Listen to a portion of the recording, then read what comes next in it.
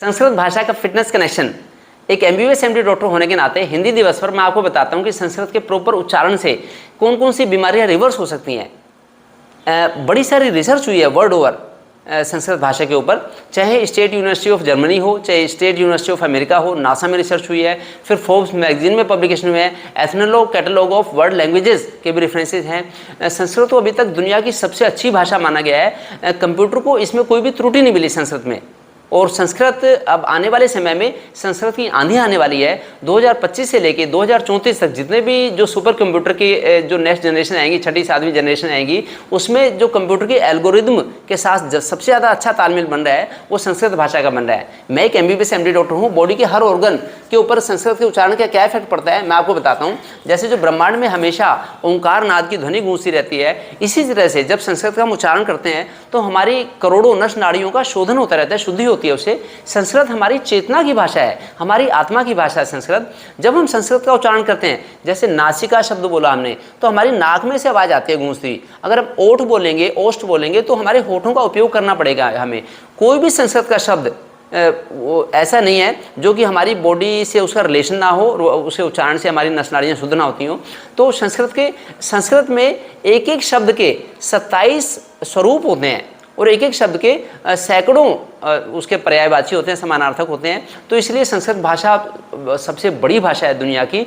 और फिर संस्कृत भाषा में तो इतने शब्द हैं, लगभग 250 अरब शब्द हैं संस्कृत भाषा में। दुनिया की किसी भी भाषा में ऐसे शब्द नहीं है। लगभग 700 जो भाषाएं हैं दुनिया में, उन सब के ऊपर संस्कृत का असर है। लगभग 97% जो शब्द निकलते हैं संस्कृत में से ही सब भाषाओं में निकलते हैं। और हिंदी की जो मूल भाषा है वो संस्कृत है। तो इसलिए हिंदी दिवस पर संस्कृत का हमें गौरव होना चाहिए। और संस्कृत से क्या क्या असर पड़ता है बॉडी के, उसके ऊपर मैं आपको बताता हूँ। हमारा जो परिवार है, जो मेरे पापा हैं, वो 90 वर्ष के हो गए। पिछले 70-80 वर्षों से वो डेली 2-2.5 घंटे संस्कृत का उच्चारण करते हैं। वो हमेशा निरोगी रहते हैं। मेरी जो गुड़िया सौम्या है, सौम्या ने 2.5 साल की उम्र में योग करना शुरू कर दिया और 3 साल की उम्र में उसने संस्कृत का उच्चारण शुरू कर दिया। 3.5 साल की उम्र में उसने सरस्वती मंत्र की दीक्षा ले ली और सरस्वती मंत्र का उच्चारण शुरू कर दिया। 9 वर्ष की उम्र में उसे पूरी भगवद गीता याद होगी।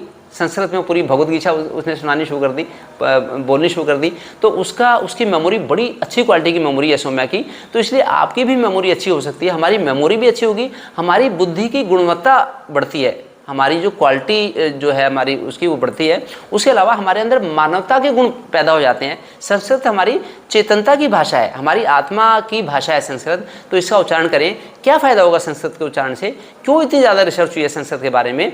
संस्कृत के उच्चारण से हमारी नस नाड़ियों की ब्लॉकेज खुलती है। क्योंकि एक एमबीबीएस एमडी डॉक्टर होने के नाते मैं इसको अच्छी तरह से समझ सकता हूँ और समझा सकता हूँ। संस्कृत के उच्चारण से हमारा कोलेस्ट्रॉल लेवल ठीक रहता है, हमारा शुगर लेवल ठीक रहता है, बशर्ते कि हम जब अच्छा खाना खाएं, हम फिजिकल एक्टिविटी अच्छी करें। तो उसके बाद संस्कृत भाषा का उच्चारण हमारी बॉडी को क्लींजिंग करने में हेल्प करेगा। संस्कृत भाषा में बड़ी बड़ी विधाएँ जो लिखी गई हैं, पुस्तक लिखी गई हैं, संस्कृत भाषा में लिखी गई हैं।